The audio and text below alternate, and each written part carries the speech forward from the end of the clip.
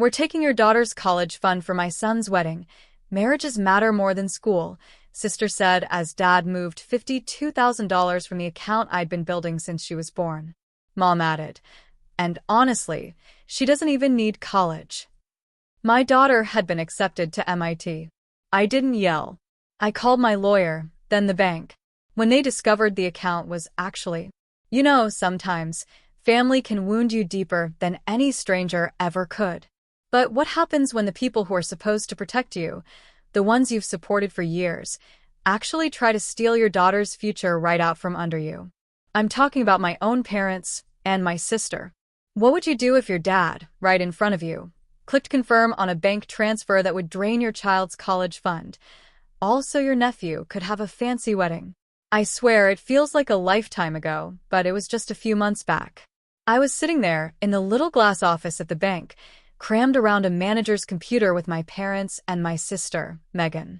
It was supposed to be a nice family meeting, putting Mia's future on solid footing, my dad had said. Yeah, right. Megan, my sister, was slouched back in her chair, a smirk playing on her lips, already looking like she owned the place. My dad, bless his heart, squinted at the monitor, his reading glasses slipping down his nose. On the screen, plain as day, was the number. $52,000. Mia's college fund. We're using your daughter's college fund for my son's wedding, Megan announced, her voice dripping with casual entitlement. Weddings are just more important than education. She even had a little add-on for good measure. People remember a wedding, Larry. No one remembers where you went to college. My mom, who was sitting silently in the corner with her purse in her lap, chimed in without even looking at me. Besides, she doesn't really need college, Larry. She'll be fine. She's too smart anyway. Too smart. The words hit me like a physical blow.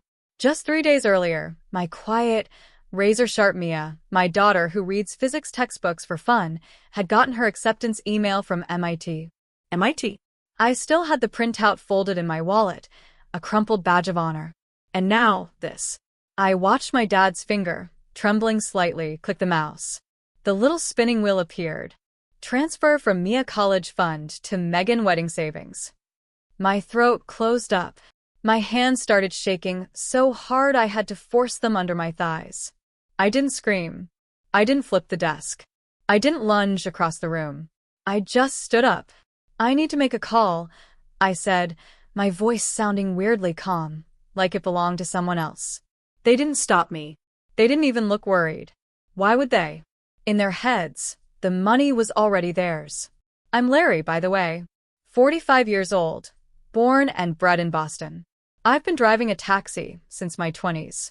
I know every one-way downtown, every shortcut to Logan, every pothole that never gets fixed. And I'm a single dad. My daughter, Mia, is 18. Her mom left when Mia was 2. Said she wasn't built for this. So for 16 years, it's just been Mia and me. I picked up extra shifts, learned how to French braid from YouTube, and started putting money away. At first, it was whatever tips I had left at the end of the week. $10, sometimes nothing. Then 50, then 100. When those rideshare apps came in and business got weird, I picked up nights just to keep the contribution steady. I opened that college fund the week Mia turned 1. $25 to start. For 18 years, I filled it. Birthdays, Christmas tips, airport cash. The crumpled 20s drunk businessmen left wedged between the seats. Every single time my parents or my sister needed a little help, I still made sure something went into that account. My parents knew about it. Megan knew about it. They used to love talking about how Mia would be the first college kid in the family. They'd brag to their friends about my genius daughter, then turn around and hand her a $10 Target gift card while shoving $200 sneakers at Megan's son, Dylan. Dylan, their golden boy, 23 now, tall, athletic, big smile, average, everything else. He was royalty because he was the first male grandchild, and because he lived 5 minutes away and dropped by for dinner every other day to raid their fridge.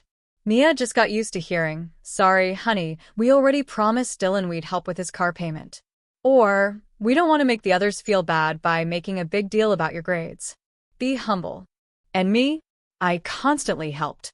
When Megan and her husband were behind on their mortgage 3 winters ago, I pulled $3,500 out of my own emergency savings and wired it. When my parents' water heater died, I put $1,800 on my credit card. When Dylan flunked out of community college and needed a fresh start, I bought him tools so he could start a handyman business. He lost half of them in 2 months. On top of all that, every first of the month, like clockwork, $600 went from my checking account into my parents' account. Just until we get over this hump, my dad said. That was 4 years ago. I kept telling myself it was family, that it would all come back around, that when it was Mia's turn, they'd show up for her. I should have known better. 2 months before that day at the bank, Megan called me while I was waiting in the taxi queue at Logan. Good news, she chirped. Dylan and Ashley picked a date. For what? I asked, already knowing. The wedding. Seriously, she laughed. June next year. We're booking the waterfront venue. It's like 30 grand, but you only get married once, right? I whistled. That's a lot of money, Meg. It's a family event, she said, her voice turning persuasive. We'll all chip in. Mom and Dad are putting in 10. You've got Mia's college thing. You can help with a big chunk. Mia's college fund is for Mia, I said automatically. She's applying to MIT. That's not cheap. Megan snorted. MIT, Larry? Be serious. That's like movie stuff. She'll probably end up at state with everyone else. And even if she does get in, that's what loans are for. Dylan needs this now. That was the first time I really said no. I'll throw in for the rehearsal dinner, I told her. Maybe 5, 6 grand max. But I'm not touching Mia's fund. It's not negotiable. She went quiet then. I see. Wow. Good to know where we stand. Your niece and nephew will remember this, she said finally. You know what? I shot back. My daughter will too. They've been punishing me for that ever since. Little digs at dinner. Comments about me hoarding money. Jokes about taxi drivers pretending they're rich. The monthly $600 suddenly felt less like help and more like a tribute. Then Mia's MIT acceptance came in. We were in the kitchen. She opened her email on the old laptop with the cracked corner. Her hands were shaking as she read. Then she looked at me and whispered, I got in, Dad. I hugged her so tight she squeaked. We drove straight to my parents' house. I thought, stupidly, they'd be proud. My mom's first question? Is that expensive? My dad? You sure she's not setting herself up for disappointment? Places like that are for rich kids. Megan just said, should have convinced her to go to community. Would have fixed the wedding budget. I laughed it off. I shouldn't have. Because a week later, my dad called and asked me to meet them at the bank to put Mia's future on solid footing. I thought maybe they decided to help after all. Instead, I walked straight into the moment my dad hit confirm on draining more than half of her future. I stepped out of that glass office, into the hallway. My heart was pounding so hard I could feel it in my teeth.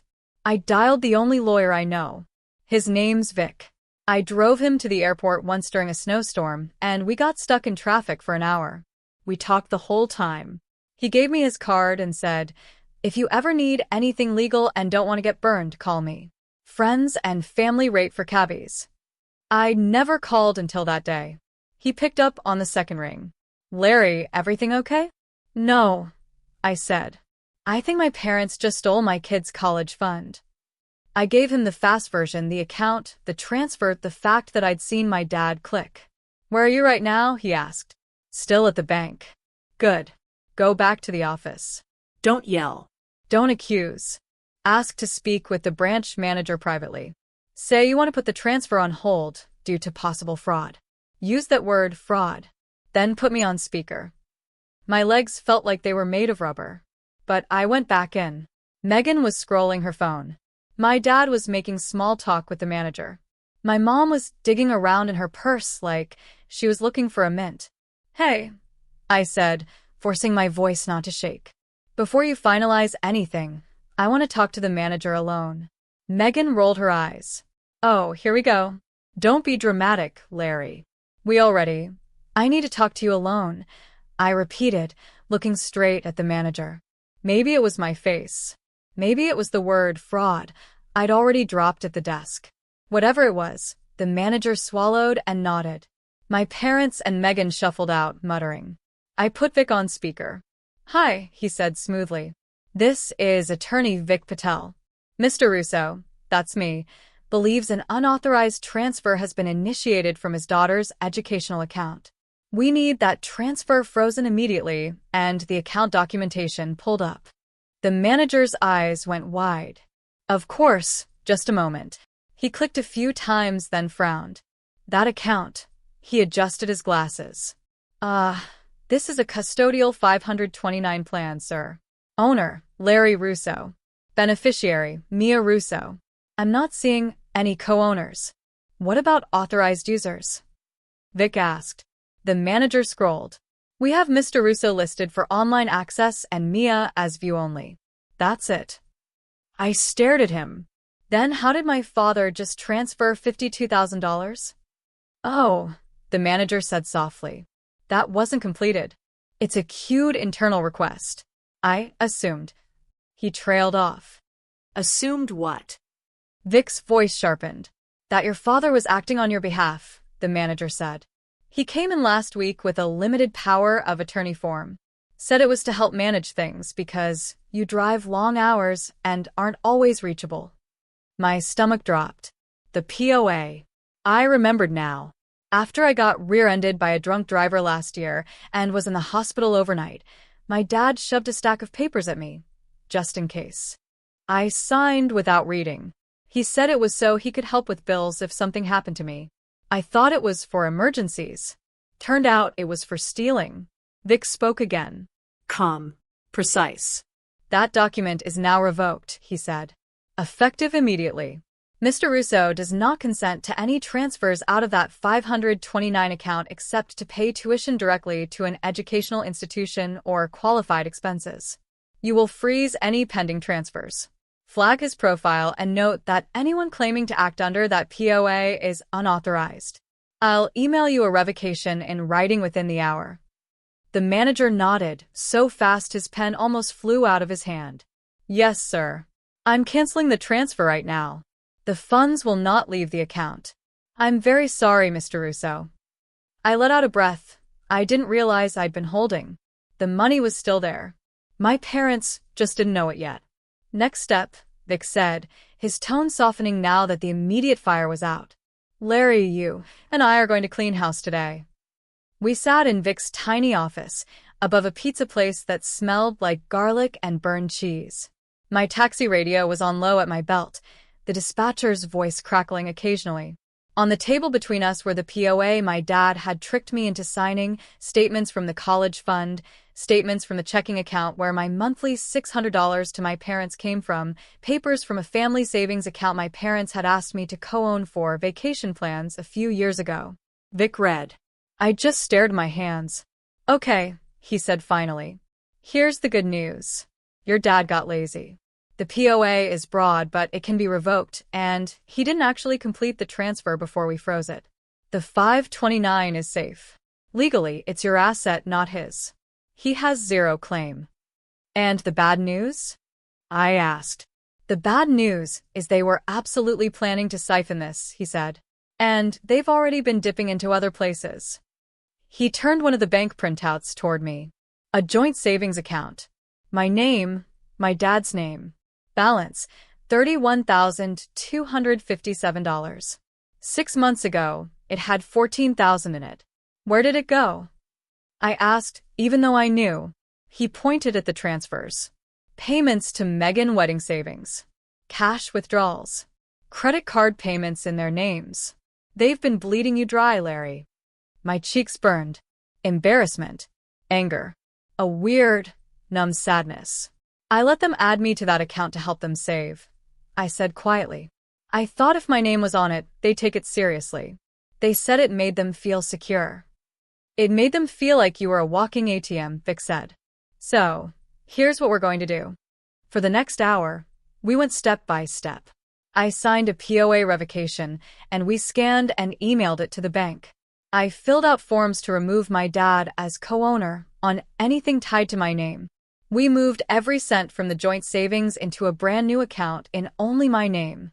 I logged into my banking app and canceled the automatic $600 transfer to my parents. We put a multi-factor lock on Mia's 529. The bank added a note. No third-party access. Written authorization from owner required. Staff must verify with security phrase. Last, we called the waterfront wedding venue.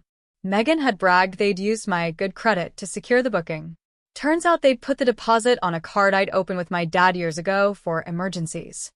The manager at the venue recognized my name. "Oh, Mr. Russo, we have a $10,000 deposit from your card on file." "Not anymore, you don't," I said. "That card was used without my authorization. I'm disputing the charge. Consider the booking canceled."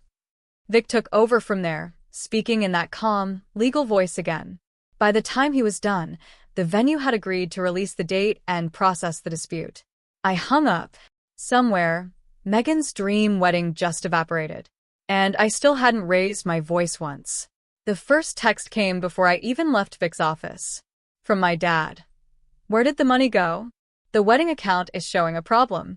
Call me." Then my mom. "Your father is panicking. The bank says the transfer didn't go through. Fix this." Then Megan. "What did you do?" "They said the venue is canceled." "Are you serious?" I didn't reply. I went back to my car, sat in the driver's seat, and just sat. The city moved around me. Buses, bikers honking. I stared at the MIT acceptance letter screenshot on my phone. I opened my banking app. The college fund balance glowed back at me. Still there. I drove a few quick fares to clear my head. A nurse to the night shift. A drunk couple arguing about whose turn it was to walk the dog. A student carrying a box of dorm stuff. I got home around midnight. Mia was at the kitchen table with her laptop, a mug of tea next to her, highlighter streaks on the printout of the MIT financial aid packet. "Hey, Dad," she said. "Did you know the student union has its own bowling alley? That's so weird." I looked at her.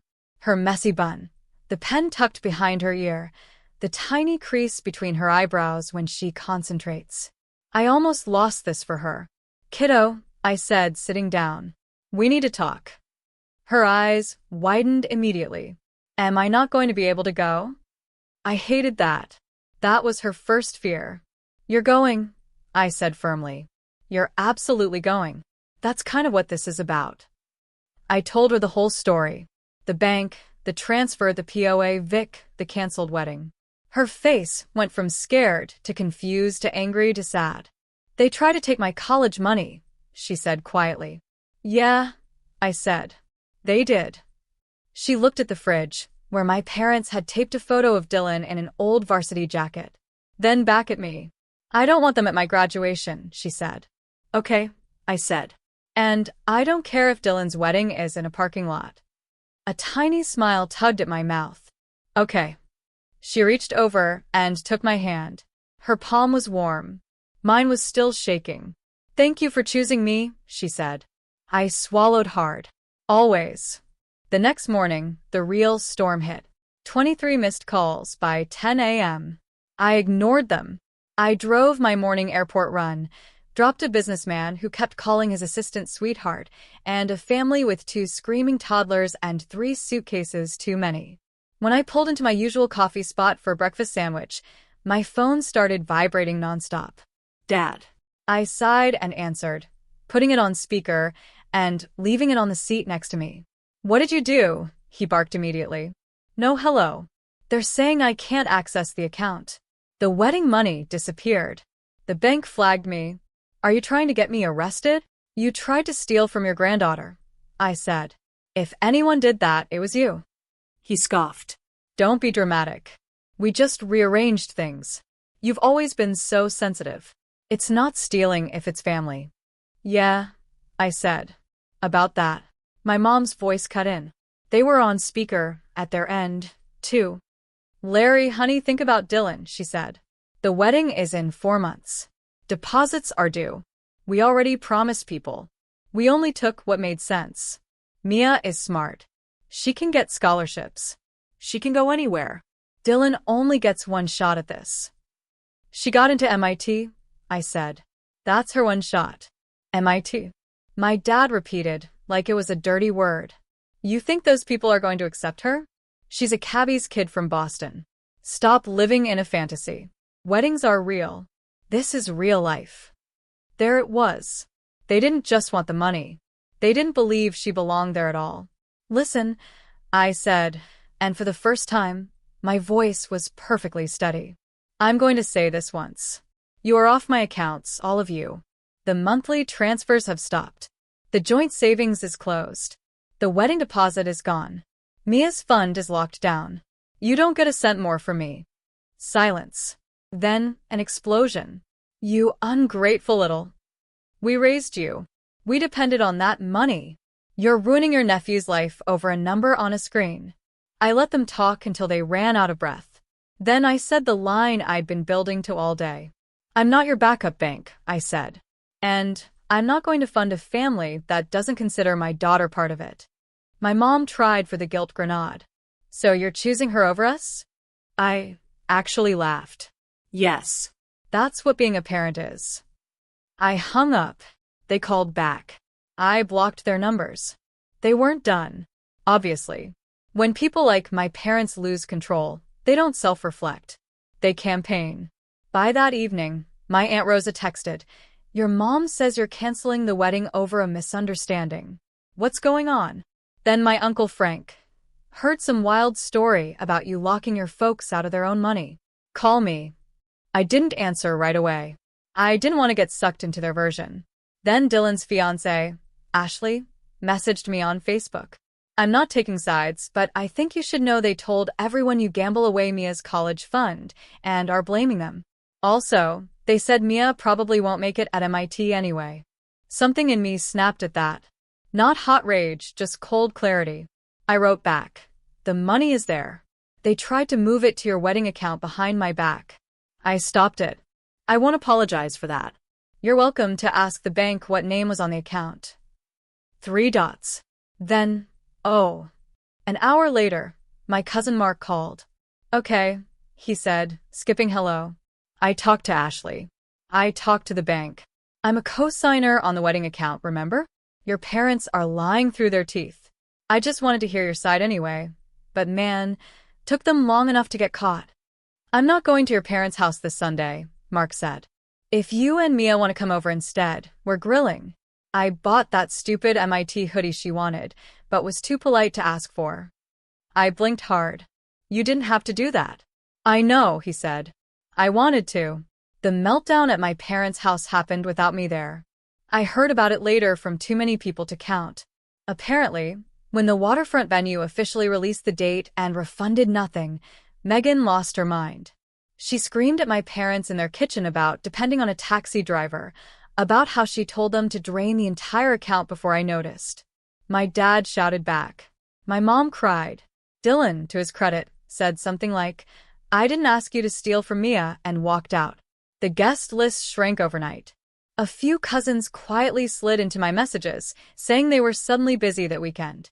My parents blamed me for all of it. Obviously. They tried one last time to fix it the old way. By showing up. It was a Tuesday evening. Mia and I were at the small round table in our kitchen, brochures spread out everywhere. Housing options, meal plans, used textbook sites. We were circling dorm choices with a red pen.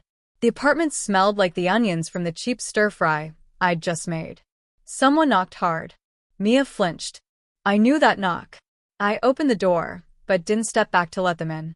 My parents stood in the hallway like they were posing for a picture. My dad in his old Bruins jacket. My mom with her lips pressed so tight they almost disappeared. "We're here to talk some sense into you," my dad said, trying to push past me. I didn't move. "There's nothing to talk about," I said.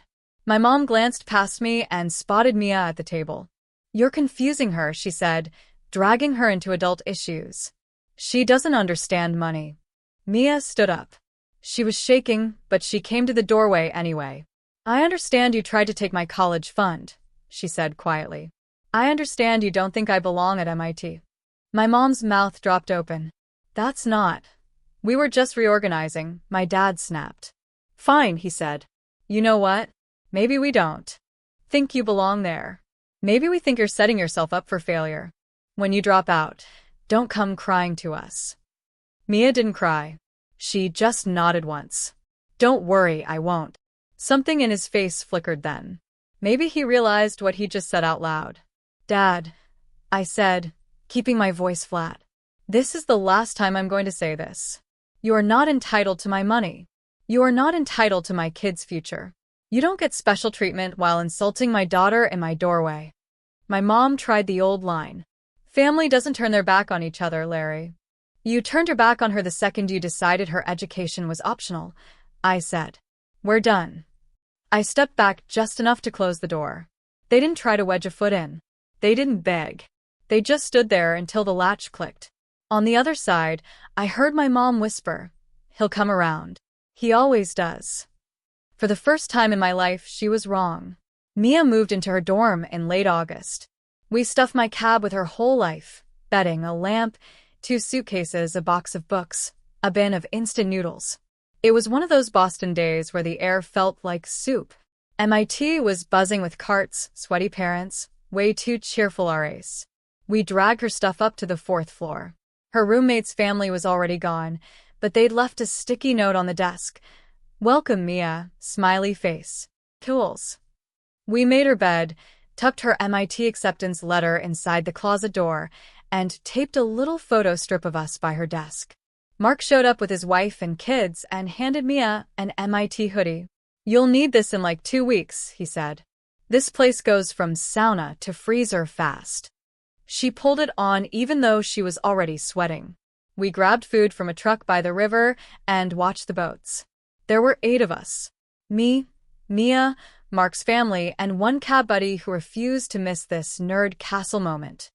On my phone, 3 unread texts from my mom. "We heard move-in is today. We weren't invited. You'll regret this." Maybe in another life, I'd have wanted the grandparents on the lawn photo. But looking at Mia's face, nervous, glowing, happy, I knew I didn't regret choosing her. On the drive back, it was just us, MIT shrinking in the rear view. "You okay?" I asked. "Yeah," she said. "Scared, but good." A pause. "Do you think they'll ever apologize?" she asked. "I don't know," I said. "Maybe. Maybe not." She nodded. "Do they still get money from you?" "No," I said. "They don't." She let out a long breath. "Good." At a red light, I looked back at her. "You know that account?" I said. "The one they tried to steal? It's yours. Not just for tuition, for whatever comes next. I just drove the cab and filled it." She smiled. "Best driver I ever had." The light turned green. The MIT sticker on the back window caught the sun. As we pulled away, back home, the chair at the end of our tiny table stayed empty. I didn't rush to fill it. That night, I slid the latest statement from her fund into a folder labeled MIA Future. I used to think my job was keeping everyone else afloat. Turns out it's simpler. Protect my daughter. If my parents ever want back in, they'll know where to look. Not at a waterfront wedding bought with stolen money, but someday at a graduation where the kid they underestimated walks and MIT stole. And the only name on the check that got her there is mine. Have you ever had to choose between your family and doing what's right for your kids? Or maybe you've had family try to pull a fast one with your finances. Let me know in the comments below. I really want to hear your stories.